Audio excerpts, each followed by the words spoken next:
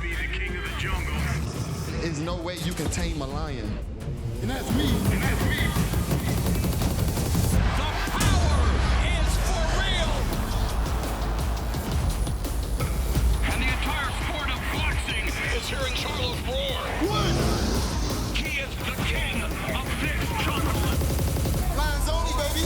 Jamal Charlo versus Dennis Hogan for the middleweight championship on Showtime. Picture this, late night, I'm riding down a dark street and it's two naked chicks, right? It's two naked chicks running down the street. One is the ex-Miss Universe, the other is the ex-Miss America. It's a dark night.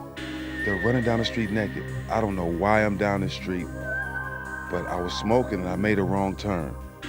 I stopped and they brought, can you help us, help us? I'm like, fuck yeah, I help y'all. Y'all naked, y'all big ass titties and shit, get in.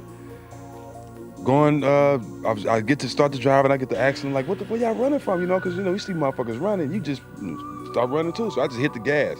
You know, but it's hard for me to not think that these motherfuckers are naked in the back seat, right? So while I'm driving, I'm getting the boner, right? So I'm trying to focus, you know what I'm saying? I don't know what they running from. All I'm thinking now is I'm getting laid, okay? Damn what they running from, damn who gonna kill us. At least I'm gonna get one off before we die, right? So, that's how y'all want me to paint the story, like that? Oh, that's what you was painting the picture right there? Oh my goodness, dog. We could have started the show with that shit, if that's the case. I was in character right there, dog.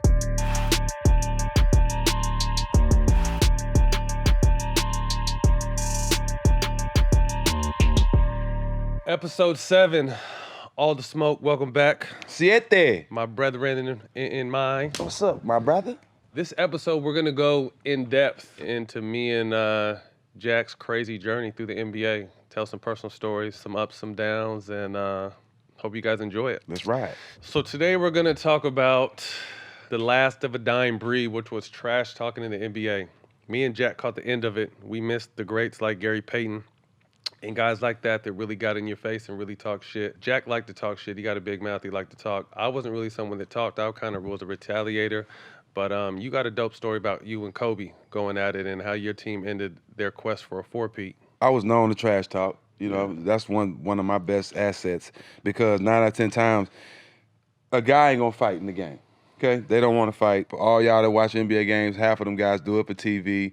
They wouldn't throw a punch or wouldn't bust a grape in a fruit fight, okay? So do not think they wanna fight. It's all for TV. So I knew that at times, and you know what I'm saying? I really pushed the envelope because I knew I was ready to go, but I knew they wasn't. So sometimes that got me 8 to 10 points just punking a motherfucker. You know what I'm saying? Our whole team, we used to punk motherfuckers that we believed in. That's a part of the game. We punked Dallas. If we see that you're scared, we're gonna take advantage of it, right? Blood in the So water. I used to do that to a lot of people, and I was always talking shit. I even won the Trash Talk Award, the Big Three, which was nothing.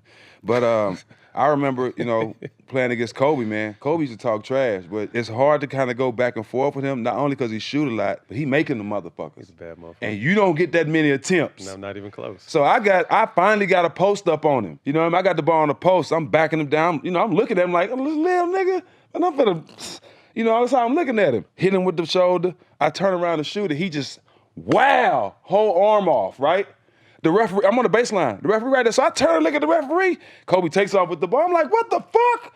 So I'm talking to the referee, arguing with him. And as I'm talking to the ref, Kobe is saying something to me, like, you better pay attention. Like, you know what I'm saying? Fuck all that. Because I start saying something to Kobe, too, about hacking ass. You know what I'm saying? So as I'm talking to the referee, Kobe shoots like 10 feet from the three-point line. Net. And gives me a little smirk, like look at me. And then the referee look at me like he on Kobe's side, you know what I'm saying? Kobe just run down the court just talking to me like I'm a kid, and next thing you know, Pop done subbed me out the game, so I'm on the sideline looking like I was just a bump, you know what I mean? Like Kobe, one thing about Kobe, he gonna talk to you and he gonna get every shot. And you're not gonna get the same amount of attempts as him. Not even close. You know what I mean? Not even close. Kobe people don't know, Kobe talk a lot of trash, bro. Yeah. It might not be curse words, it might be nothing like that, but it's just what he gonna do to you. And he'll tell you before he do it. And he'll still do it. He'll still do Nothing it. you can do to stop it. I mean, our shit was a little bit of back and forth talking that situation in Orlando with the ball fake, but it was more the grabbing, the elbowing. I caught a tip dunk that he tried to block the white shot, and he left me open, and I went and tip junked, and I was coming off the rim, and motherfucker tried to elbow me on my nuts. So it just came to a point, like you said, where he fouled you right in front of the refs, and the refs act like they motherfucking Ray Charles at the time. Like, bitch, you know you motherfucking saw that. Exactly. Right? So it came to a point in Orlando where he was doing all this dirty shit, and I would get caught retaliating. So I got a couple fouls. I got 1 T. But it's bullshit, like you said, because you got to do everything you can to stop him, knowing goddamn well. I know in our situation, he took like 30 shots that game. You know what I mean? Like, motherfucker, it takes me 6 games to get 30 shots. You know what I mean? So it was tough, but battling him is always fun. But I used to tell people guarding him, he tries to mentally fuck you too, because physically, you know, there's nothing much you could do with him. But he tries to get that mental battle too, whether it's talking shit, elbowing you, grabbing you, you know, the pump faking you 18 times, and then you jump and he barely slides against you, and the ref calls a foul. So it was a motherfucking battle, just like I said. But that was my favorite. Whenever I played, I was just like, hell yeah, I get to play Kobe tonight. You know what I mean? And my whole thing is, you're not gonna stop great offense with good defense, regardless. You just want to make them work for everything. Make it difficult on them. Make them work. You know, no easy layups. You go to the basket, I'm gonna foul the shit. I'm not giving you no easy layups.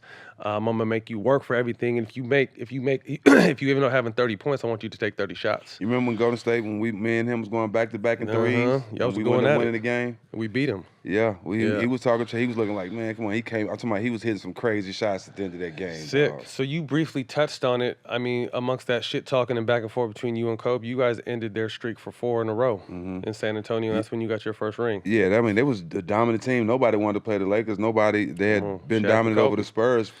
Definitely. Tim and Dave couldn't get over that hump. I know they won that bullshit championship in '99. The Spurs did, but with the shortened season. Yeah, that shortened season. But the Lakers, they couldn't get past the Lakers. That year, it was basically guaranteed that they was gonna win again. We had kind of struggled with them during the regular season because Kobe and Shaq were just a little bit too much. But I think Tim had it in his mind. No matter what. No matter who was on the court, I'm finna be the best player from game one. I think the first game he had like a 20 and 20. Like that was his like standard the whole series. And he made it a point to guard Shaq to the point where he was playing so well, Kevin Willis was coming off the bench getting tip dunks and, you know, blocking Shaq's shot, you know, so I think just having Tim Duncan and where his mind was, that was the only reason we was able to stop their four-peat, you know, and to see Kobe and Shaq and them over there crying and, you know, Derek Fisher and them over there crying, it was a good feeling, bro, because that was my first year that I actually felt like I was in the league, you know what I'm saying? Like I belonged. Dope. And I had, and you know, being on a chance to win a championship, that was special to stop them too. That's what's up. But you know, it was crazy for me because I'd always battled Kobe. You know, even dating back to when he first came to LA, he used to come up to UCLA and play and you got a chance work to play out with him though. You know what I mean? But then to be able to, you know, have someone that I looked up to so much and loved competing against, competing with, it was amazing. And my first year there was we were going for their second three-peat. But I ended up tearing my meniscus, I want to say in February.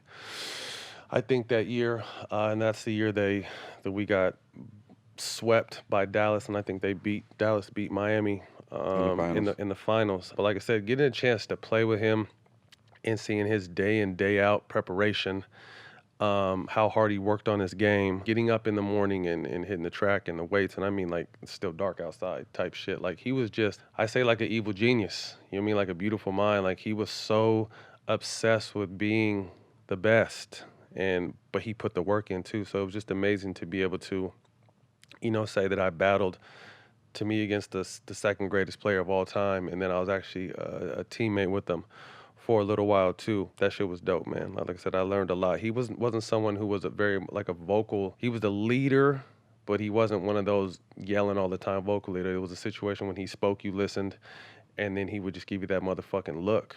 Mm-hmm. You know what I mean? Or that, I mean, you know, you got to pass to him when he gives you his little mamba hiss, like, you know, he's open.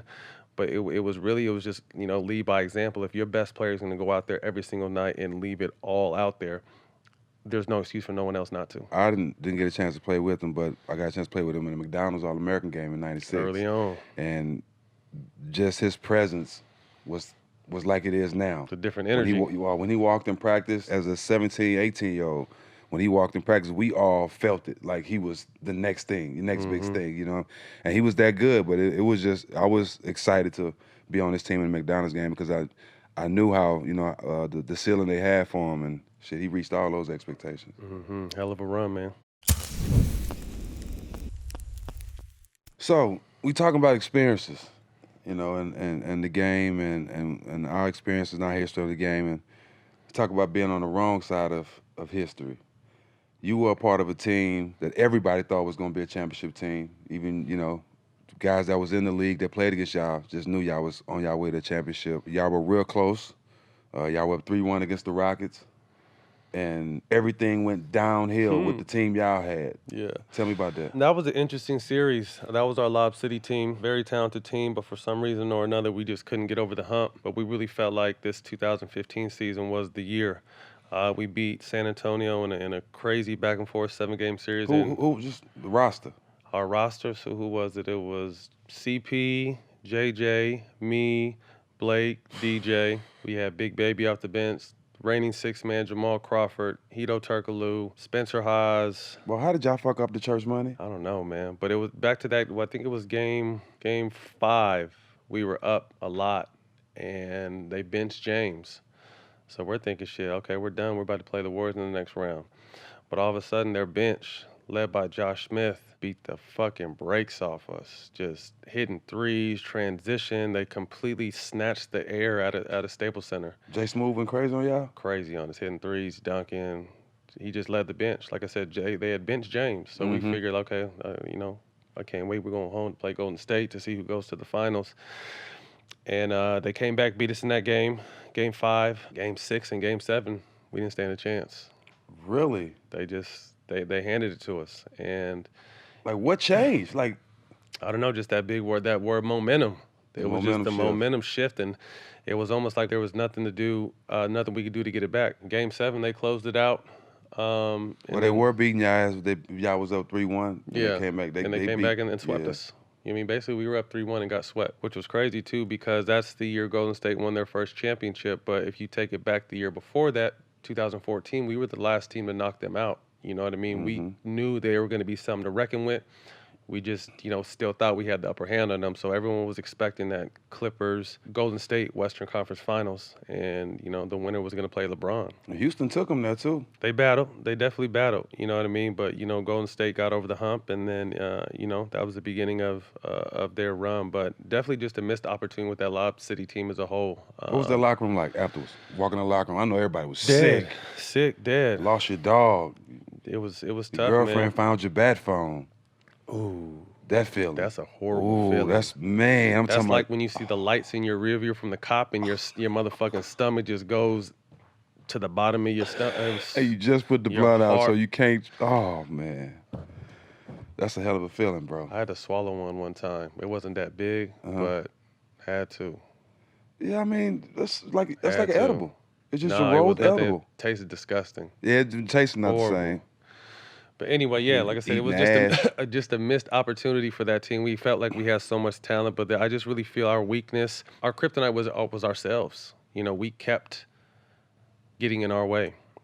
Some guys butted heads, and the chemistry wasn't what it should be, but when the chemistry was on, it was magical. But what's crazy, what tripped me out about that team is we were so close off the court. Like, we all kicked. You don't think having a coach's son on the team had anything to do with it? I mean, that was an interesting experience. Dynamic. To have him come to the team. But he played well for us, to be honest with you. He played well for us in the playoffs. I think it was a little interesting for him to get there, for a father-son dynamic, because I know a lot of us on the team were pulling for Nate Robinson to get signed. And they ultimately, wanted to Well, let at that Austin. time, if you weigh... No, Austin was already on the team, but we were trying to get Nate because... But I'm saying as players, if you look Right. at them, Nate, Yeah. come on, Nate by far. But like I said, Austin came in and played well, and I kind of think that's when he put himself on the map. But I definitely think there was a little bit of awkwardness when he first came. But, with any situation, I'm sure a father-son would be awkward. Like, as much as I love my son, I wouldn't say I wouldn't give him an opportunity, but I would rather him earn it. Yeah. I'm not saying Austin didn't deserve to be in the NBA. What I'm saying is I know his daddy gave him his big contract. So, you know what I'm saying? I'm not saying if I was in that position, I probably would too, but I wouldn't, I wouldn't want to have my players look at me a different way, think I'm sure I'm doing, you know what I'm saying? It's about winning. Keep it 100. There was some awkwardness, you know what I mean? And that's back when, you know, Doc had a lot of the power. You know what I mean? I All want the to say, hats. if I'm not mistaken, he was like president, GM, and head coach. You know what I mean? So that's a lot of different hats to wear. And Fuck it, I'm gonna sign my son. 30 million. Yeah. Come on, boy. You ain't gotta be and good. that was really kind of the unrattling of that team. You know what I mean? I got into him with it that season. So I was motherfucking traded at 12:01 in the AM East Coast time. I was the first trade. East Coast time. You know, and then the pieces just started falling. I think JJ left next, then Jamal left. JJ's so fucking cool, man. JJ's cool. God JJ was damn, someone I I love didn't JJ. like until I played with him. Then I love JJ. He the reason. Did I tell you this? He's the reason why I got rid of all my iced out watches. Was he? Cause he came in there one day with a watch, just plain looking watch, and it was Crazy one of the most expensive. expensive watches, Yeah. one of the most nicest watches ever. And he told me what my watch was really worth. I stopped wearing iced out watches. He respectfully just shit on your watch. Shut me down, laughing at me. You know what I'm saying, but giving me game at the same time. JJ's Shout out cool as shit. JJ. You know, JJ's cool as shit. But I just think there was, you know, and when I talked to guys on their way out, you know, there was just a lot of grumbling. And like I said, I think it had a lot to do with all the hats Doc was wearing. But I think that's where, you know, they're back on top now with, you know, with the chance to win a championship.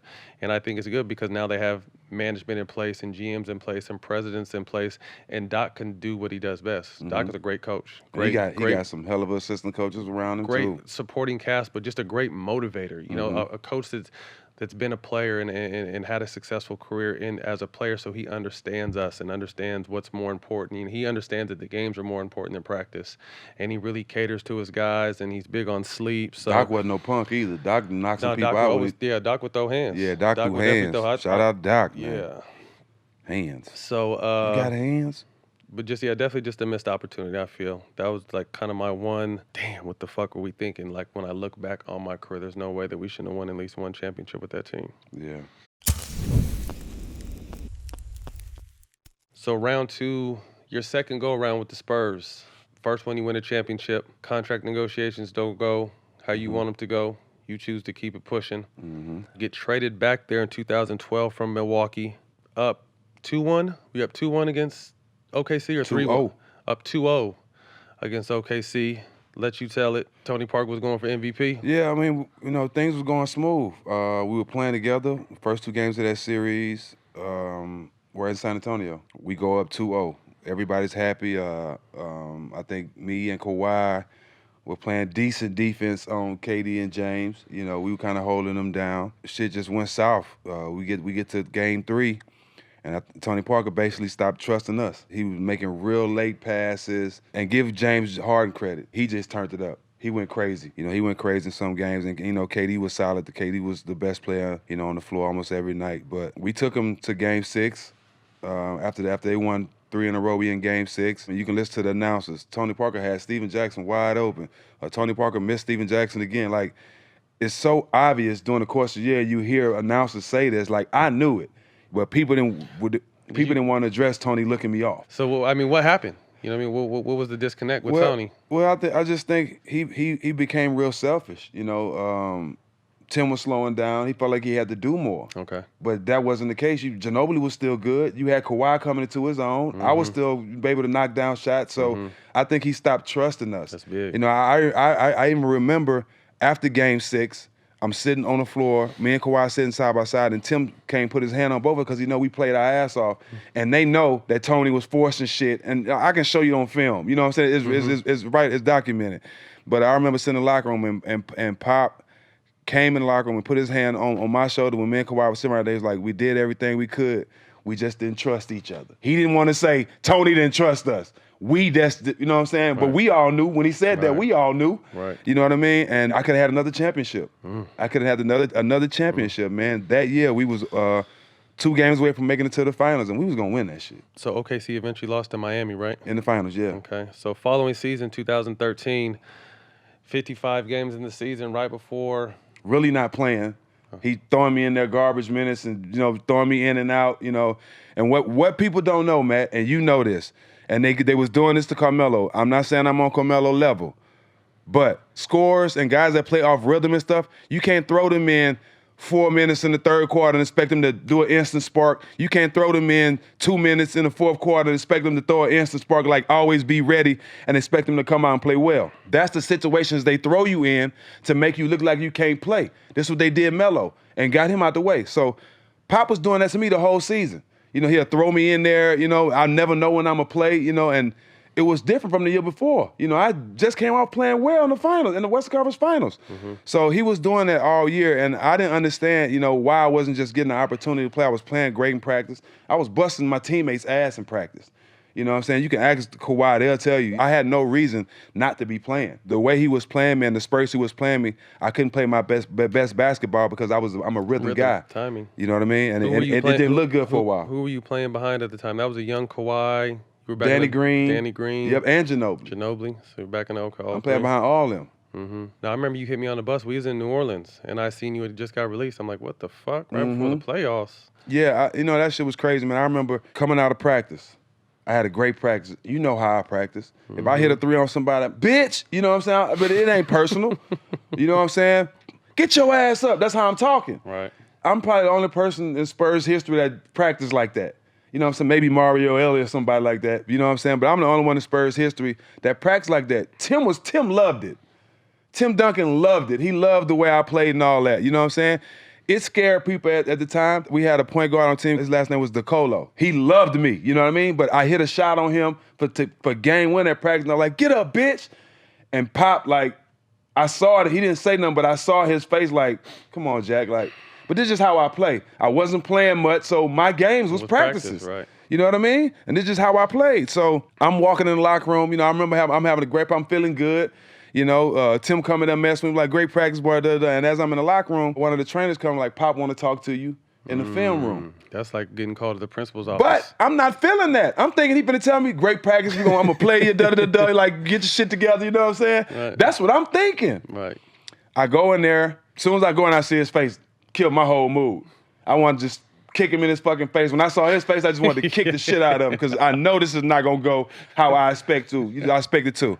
I sit down. He hit play on the film screen. He got all the highlights of me fucking up in the last 3 to 4 games. My worst possessions. Jack, you're not this playing is where with... you said he was throwing you in and out and you didn't have no Yeah, rhythm. yeah. He found my worst possessions of life. He probably found them when I was 4 years old, the worst possessions ever, and played them on the tape for me. And was like, Jack, you haven't been playing well. I know you had a great practice today. I want to bring Danny Green and the Ginobili and the rest of these guys in, and I want you to admit that these guys are better than you because I'm going into the playoffs. He brought them in the office? No, he brought me in there and told me he was going to bring them in there for me to say that. This one thing about Pop, the smartest coach I've ever played for. He's calculated. Everything he does is calculated. I know this guy. I respect him too much. You know what I mean? I can never say nothing bad about him. He gave me my opportunity to win all that stuff. I love Pop. He was like a father to me those years I was in San Antonio. But he knew what my response was going to be before he asked me that question. Mm-hmm. So when he told me that he was going to bring the team in and wanted me to admit that Danny Green and Ginobili was better than me in front of the whole team to help their confidence going into the playoffs, I looked at him. I said, Pop, you know I ain't going to say that. You might as well give me the rest of my money. I'm getting the fuck up out of here. And I got up and walked out. Now listen, I got up and walked out. As I walked out, I see Tim on the table. He was like, Jack, what's going on? I'm like, man, don't even worry about it. I'll holler at you later. You know what I'm saying? As I walk out. So this is how I always say, I know how smart Pop is, and I know that everything he does is calculated. As I'm at home going to the house, I get a call from T-Mac.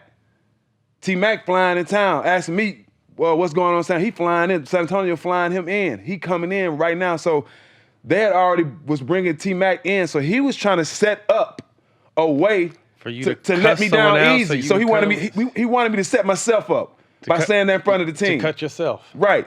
You know what I'm saying? And but like I said, Pop knew the relationship we had. He had so much love for me. He couldn't come to terms with just saying, Jack, I gotta release you. You know what I'm saying? I don't think the relationship we have, I don't think he wanted to do that.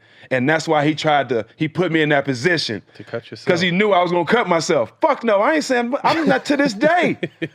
Deontay Wilder, till this day, I ain't saying nobody better than me. You got to prove it. You know what I'm saying? And it ended bad. It ended bad, and they ended up losing to Miami. That's good for their ass, because I would have got that rebound. You know what I'm saying? And the way I feel about Ray Allen, I would have made sure I locked his ass up. You know what I mean? So, but you know, shit happened for a reason. I don't even think they really gave T-Mac a chance to see what he can do. I remember that he was in and out briefly. But it was fucked up, you know what I'm saying? Because and then he did that where I couldn't sign with another NBA team. Oh, yeah, no, you know, right before the playoffs where I could. So he didn't want me to come back to hunt him, and I don't blame him because that's what was gonna happen. I was gonna come back and bust his ass, and he knew that. You know what I mean? But it was just fucked up how it happened, and I never played in the NBA after that. It's a cold business because the business of the business behind the scenes is dirty. You know what I mean? And then it almost, without knowing the whole story, you know, Pop is what he is. You know, are going to be arguably one of the greatest coaches, if not the greatest coaches ever. So if you can't make it work with Pop, people really start thinking you're a problem. Mm-hmm. You know what I mean? So then, like you said, after that, you never play in the NBA again. Yep, I've that little bullshit stint with a month, a couple weeks with the Clippers, and that was it. But anytime you get cut right before the playoffs, that looks bad to every team. You know what I'm saying? That looks bad to every team. And to be cut from the Spurs that's right before the playoffs, you know what I'm saying? And I think, Matt, that's what hurt me more than anything. The relationship me and Pop had, like, as smart as he is, this is ruining me, Pop. Like, regardless how you feel about me or what you're trying to do to win games, this is fucking up my career. You know what I mean? And I don't think he never thought about that. You know what I'm saying? But I heard somebody ask him about it, and he said he regret how he handled that. You know what I'm saying? Which I respect because, you know, I had a lot of game left. You know, I had to go punish the big three the next couple of years because you know, if Pop say you don't belong in the league, trust me, a lot of teams gonna be like, you don't belong in the league. It's tough way to go out. For my career, I mean, we've had, like I said, very similar paths. I bounced around until I really felt like, you know, there was one particular situation where I felt like, okay, damn, I've arrived. I'm an NBA player. I'm here to stay. You touched on that early on in your run for the finals with San Antonio the first time in 2003. What was that moment where you felt like, okay, fuck, I'm here now. I'm here to stay. Let's set up shop. When we landed in Seattle, I had my family. A big part of my family lives in Seattle, and they had I missed it. Not to cut you off, I missed the NBA announcements. I used to love Seattle. But remember, did we play in Seattle? Mm-hmm. You remember my family restaurant, Catfish Corner, that I took the team to? Yeah. So that day was my first time meeting my family when I was playing with San Antonio in the NBA, and I had them come to the game. Mm-hmm. I was having them come to the game, so I brought the whole team there. David Robinson, we went 8 the day before the game. That's dope. The 2 weeks before that, I've been playing well. I was coming off the bench. I was playing well. I was averaging like 16, 17 off the bench. And Pop was starting to play me more and more and more. This is one reason why I love Pop, because this opportunity that he gave me. We go to shoot around, and we go back to the hotel after shoot around, and Pop calls me up to his room. You know, it's the principal office feeling. I had went out the night before and got into some shit with Rashard Lewis. Well, we ended up getting into a little fight at the club, and it never hit the media. Shout out to Rashard Lewis. We did some crazy shit that night. That's pre-social media, though. Hey, you can get away with that. Pre-social media. 03. Hey, no, listen. If social media was there, the shit we did that night, we was in jail. Easy. We was in jail. We was squabbling that night. So I'm automatically thinking this thing came out. Right? So that's what you think when you had I didn't hear that in that shoot around, but when I when I get back to my room, he called me to his room. So this is automatically what I'm thinking about. I get to his room, Tim in there. So I'm like, oh shit. But Tim whole vibe was, you know, Wolf Pack, all his shit he be doing, because you know, we played paintball together. We had a team called the Wolf Pack. So he's doing his little Wolf Pack shit. So that kind of, you know, helped me out a little bit. So when I sit down, Pop like, you didn't do nothing wrong? Because I'm sitting there like, fuck. We always feel guilty. What? I didn't be in that office too many times. Black man. We right. feel guilty all the time. Fuck. You know what I mean? Motherfuckers ask me why I don't skate. Because shit, I've been skating on thin ice my whole life. You know what I'm saying? But I sit down, Pop like, Jack, you all right? You know, you didn't do nothing. He's like, you've been playing well. I talked to Tim. I think it's time that we start you. We're going to put you in the starting lineup. Who was starting at the time? Steve Smith. OG Steve Smith. And at the time, he was my big brother. Like, he was everything to me on that team. Taught me everything. He showed me how to get loose for the game, how to dress, wear suits, how to be a professional, everything about it, how to pregame, everything. He taught me everything. And him and his wife, at the time, you know, that was my 3rd year in the league. So him and his wife were like my big brother and big sister. They used to invite me over to cook for me and all kind of stuff, make sure I had stuff at the house. When he told me that, I was excited, but my whole time thinking, damn, how I'm going to tell the OG that, you know what I'm saying, I done took his spot. That's not my intentions. But I'm just trying to play. I'm just trying to hoop. So when he tell me that, it's a bittersweet feeling. So I'm excited, but when I get to the game, you know, we talking about feeling like I belong. When I get to the game, I walk in the locker room and I see Steve Smith, and our lockers right by each other all the time, and I'm trying to sneak by him. So, because I don't want to address it, you know what I'm saying? And he felt it. Right. Because normally I'm in the, OG, what's up? You know what I'm saying? So as I was sneaking by him, he turned around like, he's like, young fella, as we call him, young fella, this ain't personal between me and you. That's dope. Go out there, do what you've been doing. This ain't personal between you. We know what's going on. I'm rooting for you. I'm your biggest fan, just like you've been mine. That gave me the feeling like I belong, okay? You know what I'm saying? Like, now I'm finna start. Especially someone like Steve Smith. Gave me the okay. Mm-hmm. I belong, telling me, he's like, you've been playing well. You deserve to be starting. Mm-hmm. That moment, you know what I'm saying? Okay, I belong here. You know what I'm saying? What's up. And I owe that to Steve Smith. That's what's up. My situation was, I mean, I bounced around team to team, didn't get a chance to really play. Do you remember how many teams you tried out for before you got a job? 2. Oh, it was only 2. I didn't get my second round draft pick. Mm-hmm. Traded draft day. So I drafted to Memphis, traded to Cleveland. John Lucas was head coach, didn't really get a chance. Cut early on in the process. Go to the D League for the whole year, grind, run into another coach's son's position. I get hurt. The coach's son takes my spot, so then I'm spotting playing in the D League. So Coach's I'm like, son. fuck it. I'm not doing the D League shit again. So then I go to this ABA where we're playing motherfucking games in Mexico and all kinds of shit. And that's when I actually played with Dennis Rodman for like 2 weeks. How was that? I only got to play with him 2 weeks. That's another story. So I didn't get a chance to fuck with bro like I wanted to, but then I get called up to the Clippers, have a cool little run, start playing on a 10-day, get 2 10-days, I'm signed. But this is right at the beginning when Sacramento and the Sacramento Kings versus the Lakers is like a big rivalry. So I'm always going home in the summer fucking with C. Webb and Jay Will and working out with these dudes. So I'm just like, fuck. I would be working out at Arco the whole summer, and then Rick Adams just like, what you got going on?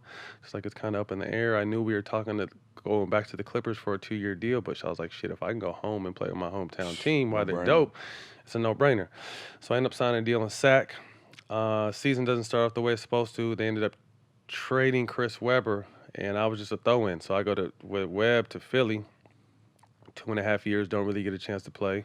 It's when I run into punk-ass Mo Cheeks and have all this built-up fire and hostility just because I haven't got a chance to play. I think there's so many people that just don't get a chance to play and they get washed out the league. So I'm coming into the 2006 season, working out for football in the summertime because my brother played football, still working out basketball, but like, fuck it, I'm going to try to make a jump to the NFL. We had lined up some NFL tryouts for me if this basketball thing didn't work. Then Baron Davis hits me. Like, yo, we got open gym down here in Oakland today if you want to play. I was in Sacramento, so I, just happened to drive down, made that little push down to the Bay. Play in this open gym, play well, not knowing that Nelly was upstairs and watched us. So when we're done, Nelly comes down, puts his arm around me like, hey, what do you got going on? Where you going to camp at this year? I'm like, shit, I don't know. I don't have a job. And he's just like, okay, well, I can't promise you anything. We got 16 guarantees already. We're going to invite a few people to come to camp just to fill out the roster.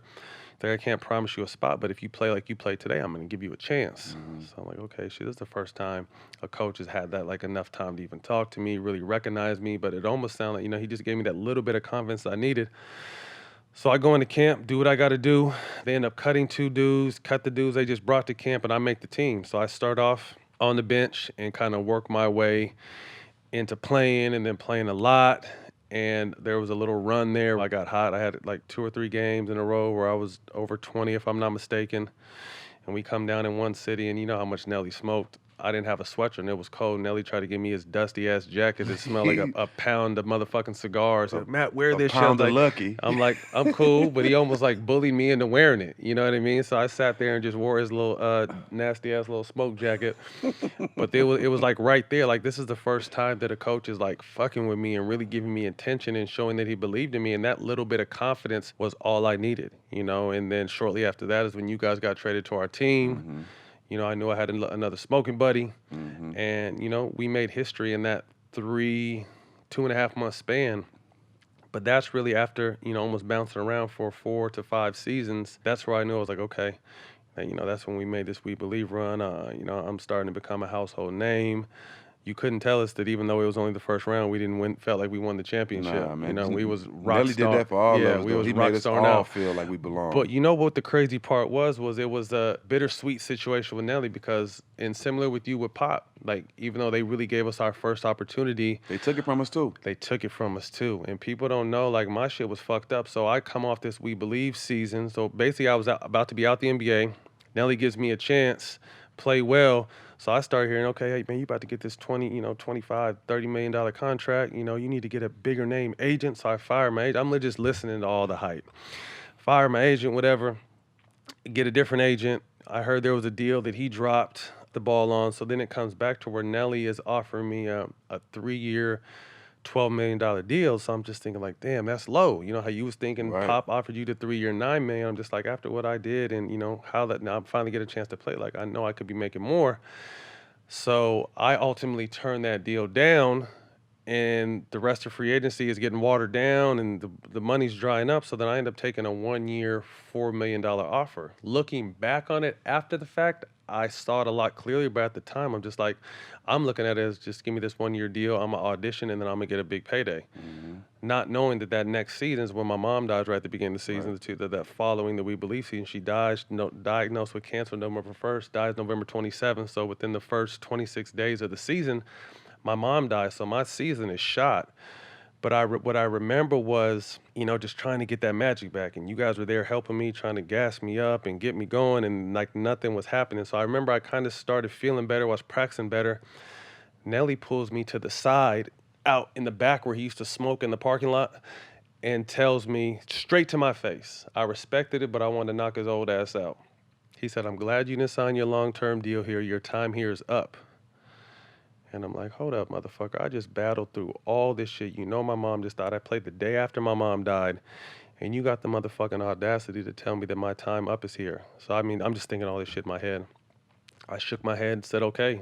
And that motherfucker stuck to his word. Didn't play me at all anymore. And that was kind of like the end of my run in my season. So although I owe a lot to Nelly initially, because he gave me my opportunity, he also snatched that shit right from underneath me too at the same time. And similar in your situation. He traded me too though. It's just funny how he trades you though. Yeah. Knocked on my door in Milwaukee. Knocked on my door smoking a cigar with a beer early in the morning. Jack, how you doing this morning? Don't even come in my room. You don't want to be here. I'm going to send you to Charlotte, all right? Stay in touch, my boy. He gave me a hug and all that. Just walked off like you were real like casual. you were like his favorite though. That was like, my guy. You negotiated your own contract with him. Yes, I did. Tell me about that. Well, it wasn't with him. It was with Bobby. Yeah. I had 2 years left on my contract. I think I'm probably the only person to negotiate a 3-year extension with no college education. Barely a high school education. With barely a high school education. Did I get my diploma? Did I graduate high school? I did. I'm gonna have to fact You gotta check. look into that, yeah. But what was I talking about? Getting your own contract. You work your own contract. So I take Bobby. Well, actually, shout out to Nita. Nita homie. preps me. That's the homie. Oh, yeah, so yeah. she preps. Because I didn't want to get no agent. She Nita really believed in me, bro. Like she helped me do a lot of stuff when I was there. And my mom and her are still good friends. But she's like, you don't need no agent. You can represent yourself. You know what you worth. Can't nobody tell you what you worth better than you. I'm like, it kind of makes sense, Nita. Like all you gotta do is show your numbers, your stats, and compare them to what everybody else making in their stats, and just see what he say. It's just a conversation. Take him to dinner. You know, we have a conversation. We drink a little bit, and I do exactly what she say, bro. Slide the stat sheet. I slide the stat sheet to him. All the players in my stats. I'm at the top. Mike Red and all them. My stats killing theirs. That's the you should have made the They All-Star making game. dubs. They making 20. You know what I mean? I'm like, I just want 10. I just want 10 a year. I want 3 years, 30 million. That's all I want. You see what I'm doing? It's only fact. It's only right. I got 2 years left on my deal, so I'm just at the crap table shooting. You got it, Jack. You got it. That was it. Bro, I'm talking about, but as soon as he said it, I'm texting Nita. We got it. We got it. We got it on the phone. And I couldn't believe it, bro. But for what we done for that year, I think we all deserve something. Yeah. You know what I'm saying? We had all deserve. And I was the last one there. Me and Monte. Yeah. We was the last ones, you know what I'm saying? And he saw how I was feeling with all y'all leaving.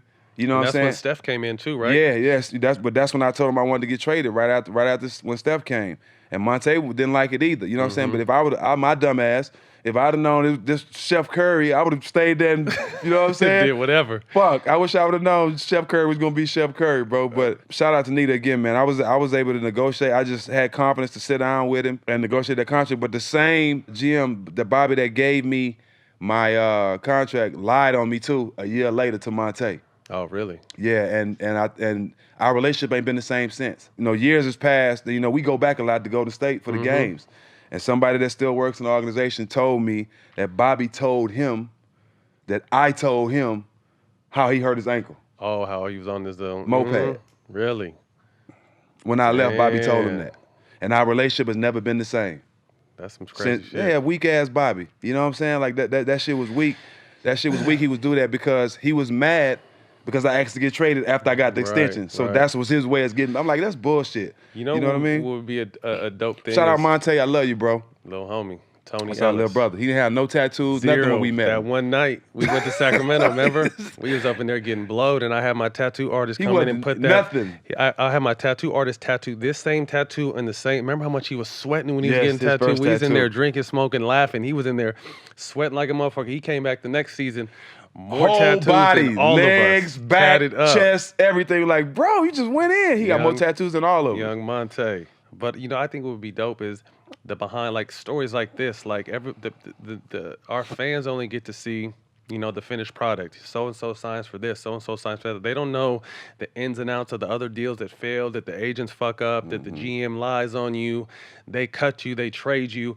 Like I said, they only see the bottom line on ESPN. So and so signed here. But I think it would be a dope if we can get like a collection of like crazy ass cut stories, trade stories, contract fuck ups, like the real stories. But since we own this, Golden State, we got to do the We Believe. Oh yeah, we definitely gotta do the We Believe. We get all us in here and talk about those Showtime, stories. you gotta fly me, Jack. Who else do we need to go? Me, you, Monte, Al, Barron, to Maui. Jay Rich.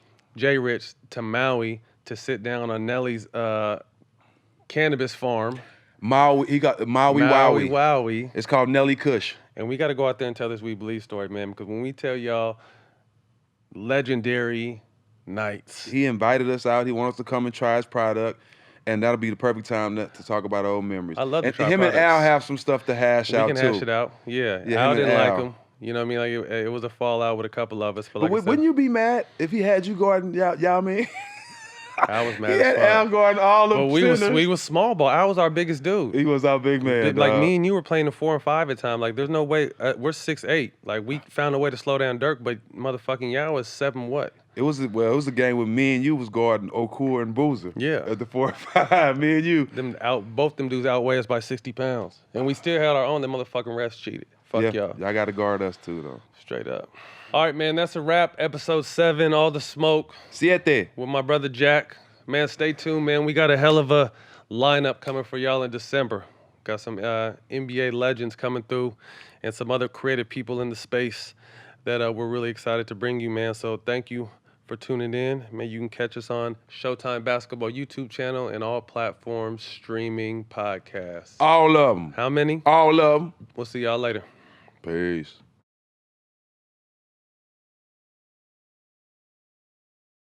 Jamal Charlo says he wants to be the king of the jungle. There's no way you can tame a lion. And that's me. And that's me. The power is for real.